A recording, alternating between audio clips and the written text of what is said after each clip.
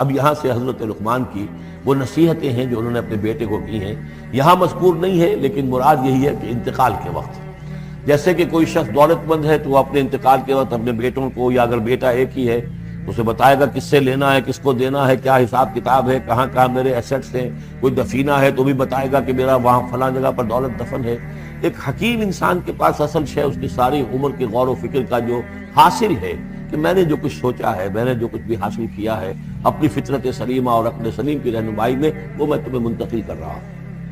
وَإِذْ قَالَ لُقْمَانُ لِابْنِهِ وَهُوَ يَعِظُهُ، یاد کرو جب کہ کہا لقمان نے اپنے بیٹے سے اور وہ اسے نصیحت کر رہے تھے، یا بنی لا تشرک باللہ، نمبر ایک اللہ کے ساتھ شرک مت کیجو، ان الشرک لظلم عظیم، یقیناً شرک بہت بڑا ظلم ہے، بہت ظلم، سب سے بڑی ناانصافی۔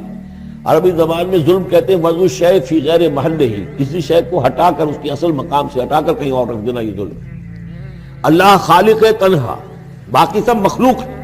اب آپ نے مخلوق میں سے کسی کو اللہ کے برابر کر دیا، یا اللہ کو کسی اعتبار سے گرا کر مخلوق کی سب میں لا کے کھڑا کر دیا، تو اس سے بڑا شرک، اس سے بڑی ظلم، اس سے بڑی ناانصافی، اس سے بڑا ظلم کوئی نہیں۔ اب بنیہ لا تشرک باللہ ان الشرک لظلم عظیم، اے میرے بچے شرک مت کرنا اللہ کے ساتھ، اس لیے کہ شرک جو ہے بہت بڑا ظلم ہے، بہت بڑی ناانصافی ہے۔ دوسری وصیت ان کی کیا ہے؟ یا بنیہ انہا ان تک مثقال حبۃ من خردل فتکن فی صخرۃ او فی السماوات او فی الارض یأت بها اللہ ان اللہ لطیف خبیر، اے میرے بچے عمل، خواہ وہ نیکی کا ہو خواہ بدی کا ہو، انہا، ہا کی ضمیر ہے عمل کی طرف، عمل خواہ ایک رائی کے دانے کے ہم وزن ہو، اب یہ سب سے چھوٹی چیز رائی کا دانہ، فتیلہ، نقیرہ، یہ تین چیزیں آتی ہیں قرآن مجید میں عام طور پر چھوٹی شے کے لیے، لا یظلمون فتیلہ، لا یظلمون نقیرہ، اور یہ کہ رائی کا دانہ بہت چھوٹا، تو چاہے وہ نیکی یا بدی ہو رائی کے دانے کے ہم وزن، اور پھر فتکن فی صخرۃ، وہ کسی پہاڑ کی، کسی چٹان کے پیٹ میں جا کر، کسی کھو کے اندر جا کر وہ عمل کیا گیا ہو، او فی السماوات، یا آسمانوں میں کیا گیا ہو، اب تو آسمانوں میں ہے نا، آپ خلا میں جا کر وہ عمل کر رہے ہیں، تو پھر اب تو انسان جو ہے وہاں تک پہنچ گیا ہے، او فی الارض، یا زمین کے پیٹ میں گھس کر کیا گیا ہو، یأت بہ اللہ، اللہ اسے لے آئے گا۔ یعنی انسانی اعمال، انسان اشرف المخلوقات ہے، اور انسانی اعمال ایسی گھٹیا چیز نہیں ہے کہ ایسے ضائع کر دے اللہ، چاہے وہ نیکی ہے چاہے بدی۔ فمن یعمل مثقال ذرۃ خیرا یرہ ومن یعمل مثقال ذرۃ شرا یرہ، لیکن عمل ضائع نہیں ہوگا، چاہے وہ رائی کے دانے کے برابر ہو، پھر چاہے وہ کسی چٹان میں گھس کر کیا گیا ہو، کسی پہاڑ کی کھو میں کیا گیا ہو، چاہے وہ خلا اور فضا کی پہنائیوں میں کیا گیا ہو، چاہے وہ زمین کے اندر سرنگ کھود کر کیا گیا ہو، یأت بہ اللہ ان اللہ لطیف خبیر، یقیناً اللہ تعالیٰ باریک بین ہے، باخبر ہے۔ اب دو چیزیں آ گئیں، اللہ کے ساتھ شرک نہیں، اور اعمال کے بارے میں دیکھ لو، نیکی اور بدی کے نتائج نکل کر رہے ہیں، اس سے آگے بعث بعد الموت کا یہاں تذکرہ نہیں ہے، اس سے بعد جنت اور دوزخ کا، اس لیے کہ یہ چیزیں معلوم ہوتی ہیں پھر نبی کے بتانے سے۔ اصولی طور پر جو چیز حکمت سے انسان جہاں تک پہنچ سکتا ہے وہ دو ہے، ایک خالق اور اس کے ساتھ شرک نہ ہو، اور نمبر دو اس اعمال انسانی ان کا ضرور بدلہ ملے گا۔ اب اس کے بعد تیسری بات، یا بنی اقم الصلاۃ، نماز قائم رکھ، یعنی جس اللہ کو تم نے پہچان لیا ہے، اب محض ایک مرتبہ پہچان لینا کافی نہیں ہوگا، اسے یاد رکھنا ضروری ہے، ورنہ شیطان تمہیں ورغلائے گا، تمہیں ادھر ادھر سے جو ہے تمہارا نفس تمہیں غلط راستے پر ڈال دے گا، جب تک کہ یہ ایمان باللہ مستحضر نہ رہے ذہن کے اندر۔ اور ایمان باللہ کو مستحضر رکھنے کے لیے ذکر ہے جو ہم پڑھ چکے ہیں، اتل ما اوحی الیک من الکتاب واقم الصلاۃ ان الصلاۃ تنہی عن الفحشاء والمنکر، لہذا اب نماز کون سی تھی وہ ہم نہیں جانتے، لیکن کوئی ذریعہ ایسا ہونا چاہیے کہ تم اللہ کو یاد کیا کرو۔ یا بنی اقم الصلاۃ، اور نمبر 4 وَأَمُرْ بِالْمَعْرُوفِ وَانْهَ عَنِ الْمُنْکَرِ، اور نیکی کا حکم دو اور بدی سے روکو، یہ بھی تمہاری ذمہ داریوں میں سے ہے، یہ بھی انسان کی، یوں سمجھیے کہ اس کی انسانیت، اس کی شرافت، اس کی مروت کا تقاضا ہے کہ وہ اپنے جو ابنائے نو ہیں، جو بھی انسان ہیں، ان کی بھلائی کے لیے کوشاں ہوں، اور سب سے بڑی بھلائی ان کی، سب سے بڑی خدمت یہی ہے کہ انہیں برائیوں سے روکا جائے اور بھلائیوں کی دعوت دی جائے۔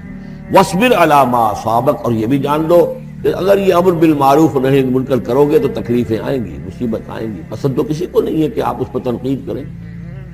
اگر آپ کسی بچے کو بھی سڑک پر کھیل رہا ہو، گلی میں کھیل رہا ہو، اگر آپ اس سے کہہ دیں کہ بیٹے یہ کوئی کرکٹ کھیلنے کی جگہ نہیں ہے، کسی کی گاڑی کا شیشہ توڑو گے تم، تو آپ دیکھ لیجئے پھر کیا آپ کا وہ اس کو کیا جواب دے گا آپ کو. اسی لیے آپ بولتے ہی نہیں ہے کہ اب لے کر وہاں سے نکل جائیں. تو کسی کو بھی نصیحت پسند نہیں ہے, حق کڑوا ہے, لہذا آپ اگر حق کہنا ہے اور نصیحت کرنی ہے تو پھر تیار رہو کہ وہ ممکن ہے تمہیں پلٹ کر گالی دے دے, وہ کہے کہ تم پہلے ذرا اپنے دامن کو دیکھو تمہارے کتنے دھبے ہیں. اب جو بھی ہو برداشت. اور اگر کوئی بڑی بات ہے, اگر فرعون کے سامنے جا کر حق کہو گے تو وہ تو کہے گا کہ میں تمہیں جیل میں ڈالوں گا. تو اس طریقے سے یہ وَاصْبِرْ عَلَىٰ مَا أَصَابَكَ, پھر جو شے بھی تم پر آئے اس پر صبر کرو. إِنَّ ذَلِكَ مِنْ عَزْمِ الْأُمُورِ, یقیناً یہ چیزیں ہیں جو بڑی ہمت کے کاموں میں سے. گویا کہ وہ چاروں چیزیں اس میں آ گئیں. وَالْعَصْرِ إِنَّ الْإِنسَانَ لَفِي خُسْرٍ إِلَّا الَّذِينَ آمَنُوا وَعَمِلُوا الصَّالِحَاتِ وَتَوَاصَوْا بِالْحَقِّ وَتَوَاصَوْا بِالصَّبْرِ. یہاں اصطلاحات ذرا علیحدہ ہو گئی, تواصی کے بجائے امر بالمعروف نہی عن المنکر آ گیا. صبر جو کا تو ہے, باقی ایمان اور وہ تمام چیزیں اعمال صالحہ میں سے نماز آ گئی, والدین کے ساتھ حسن سلوک آ گیا. آخری دو آیتیں ہیں وَلَا تُصَعِّرْ خَدَّكَ لِلنَّاسِ, اور دیکھو اپنے گالوں کو پھلا کر مت رکھو لوگوں کے سامنے, یعنی تکبر اور غرور اس انداز میں رہنا. وَلَا تَمْشِ فِي الْأَرْضِ مَرَحًا, اور تم زمین میں اکڑ کر نہ چلو. ان اللہ لا يحب كل مختال فخور, یقیناً اللہ تعالیٰ کو جو اکڑنے والے ہیں, اور یہ مختال بنا ہے خیل سے. خیل کہتے ہیں گھوڑے کو. گھوڑے کی چال میں ایک تمکنت ہوتی ہے, تو جب انسان بھی بڑی تمکنت کے ساتھ چلتا ہے تو وہ گویا کہ اختیال بن گیا. لا يحب كل مختال فخور, شیخی کھوڑے, فخر کرنے والے, اکڑنے والے اللہ کو پسند نہیں ہے. یہ مضمون سورہ بنی اسرائیل میں بھی آ چکا ہے. وَلَا تَمْشِ فِي الْأَرْضِ مَرَحًا إِنَّكَ لَن تَخْرِقَ الْأَرْضَ وَلَن تَبْلُغَ الْجِبَالَ طُولًا, تم کتنا ہی پاؤں مار کر چلو ہماری زمین کو پھاڑ نہیں سکتے, اور کتنی گردن اکڑا لو, اونچے ہو جاؤ, سینہ تان لو اور اوپر ترا بھی چڑھا لو, لیکن یہ کہ تم پہاڑوں کی اونچائی تک نہیں پہنچ سکتے. آخری بات فرمائی وَاقْصِدْ فِي مَشْيِكَ, اپنی چال میں میانہ روی اختیار کرو. یہ میانہ روی ہر اعتبار سے, چال میں بھی, خرچ میں بھی. وَالَّذِينَ إِذَا أَنفَقُوا لَمْ يُسْرِفُوا وَلَمْ يَقْتُرُوا وَكَانَ بَيْنَ ذَلِكَ قَوَامًا, یہ ایک میچور شخصیت کا کہ اس کے اندر ہر اعتبار سے معلوم و توازن ہو, انتہا پسندی کسی بھی اعتبار سے نہ ہو. وَاقْصِدْ فِي مَشْيِكَ وَاغْضُضْ مِنْ صَوْتِكَ, اور اپنی آواز کو پست رکھو. اس کا مطلب کیا ہے کہ کہیں کوئی آرگومنٹ ہے, کہ جھگڑا ہو گیا ہے, تو آواز کو بلند کرنے کی کوشش نہ کرو, بات اپنی کرو. عام طور پر یہ ہوتا ہے کہ جب آدمی دیکھتا ہے کہ میری دلیل تو کمزور پڑ گئی, تو پھر وہ اپنی آواز کی والیوم بڑھا کر کوشش کرتا ہے کہ کمپنسیٹ کرے کہ دلیل عقلی اعتبار سے تو کمزور ہے, لیکن میری آواز جو ہے وہ اس کے اندر وزن پیدا کر دے. وَلَا وَاغْضُضْ مِنْ صَوْتِكَ, اور دیکھو إِنَّ أَنْكَرَ الْأَصْوَاتِ لَصَوْتُ الْحَمِيرِ,